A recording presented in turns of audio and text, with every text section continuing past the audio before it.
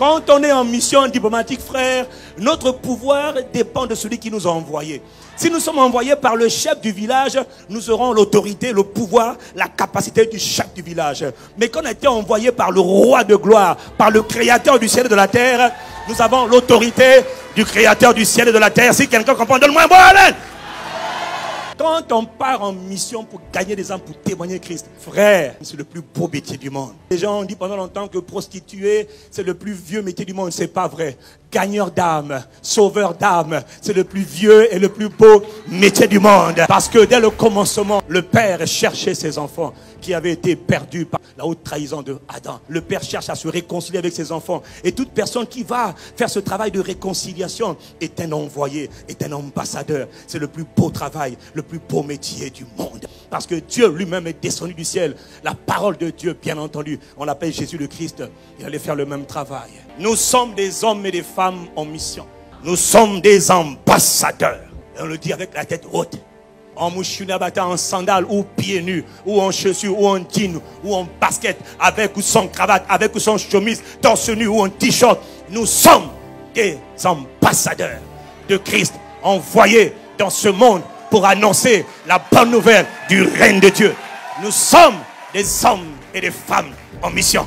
Et les hommes et les femmes en mission ne sont pas aimés par le monde des ténèbres, c'est vrai. Et ils ont raison, il faut les comprendre. Normal, on vient pour saccager leurs œuvres. On vient pour démolir ce qu'ils ont fait dans la vie des âmes. Démolir ce qu'ils font dans le pays.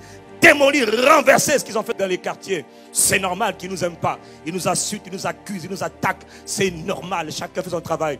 Eux, ils attaquent, nous on détruit ce qu'ils font. Ils donnent un coup, on donne 3 coups. Ils nous donnent des coups, on gagne des âmes. Et plus on gagne des âmes, plus on dépeuple le royaume. Ah oui, c'est ça la guerre, hein, mon frère. Nous sommes des ambassadeurs. Jésus est notre modèle par excellence. Il est venu comme étant le premier ambassadeur envoyé par le ciel. Il allait de lieu en lieu pour aller annoncer la bonne nouvelle du royaume. Parce qu'il savait que les âmes, les habitants de la terre n'ont pas besoin de la religion. Aucun homme n'a besoin de la religion. Les hommes ont besoin du Créateur, de leur papa, duquel ils ont été déconnectés. Quelqu'un doit annoncer aux hommes que maintenant papa vous a réconcilié, papa vous attend à la maison, papa vous invite à venir dans sa présence. Par le sang versé par le Christ, ce qui n'était plus possible hier est redevenu possible. Un ambassadeur, c'est ce que tu es. Ah non mon frère, ce n'est pas des mots, hein. C'est pas pour te faire plaisir. Tel il est, tel nous sommes. Si lui était un ambassadeur, nous sommes des ambassadeurs. Marc chapitre 9 verset 35, Jésus parcourait les villes et les villages. Il allait de lieu en lieu prêchant la bonne nouvelle du royaume des cieux, guérissant les malades, libérant les malades de toute la puissance du diable. C'est exactement ce que nous sommes appelés à faire. Jésus, avant de partir dans Jean 20 verset 21, il nous a dit, comme le Père m'a envoyé, moi aussi je vous envoie. Le mot envoyé là veut dire, il vient de faire de nous des missionnaires, des ambassadeurs, des envoyés, des témoins de ce qu'il a accompli, des témoins de ce qu'il est. C'est quoi être témoin de Christ? Est-ce qu'être témoin, est-ce qu'être ambassadeur, c'est juste de dire Jésus m'a sauvé? Non, ce n'est pas juste ça, être témoin.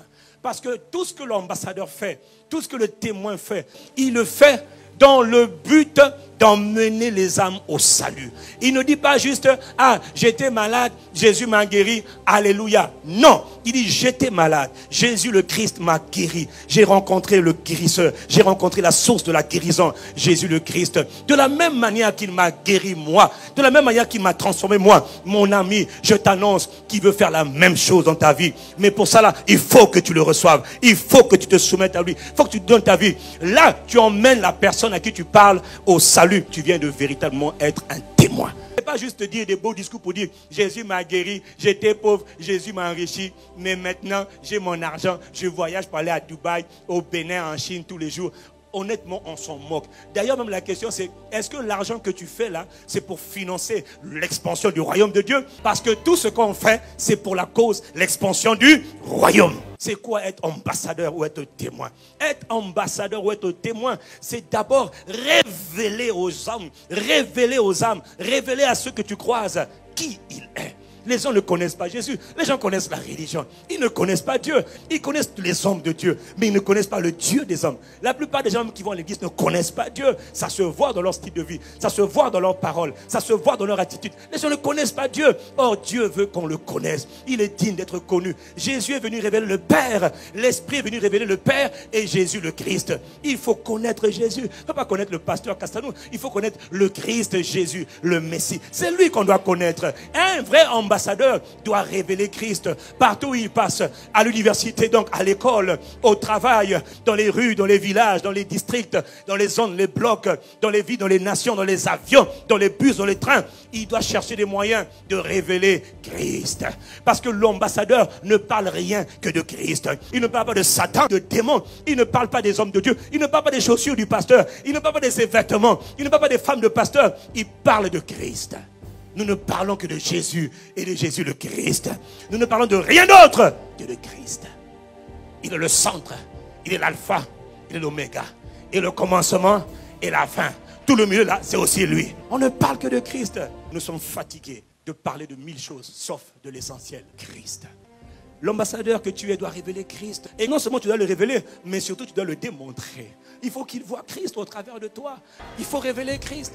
Les hommes ont besoin de voir Christ. Il faut que son nom soit glorifié dans ta vie.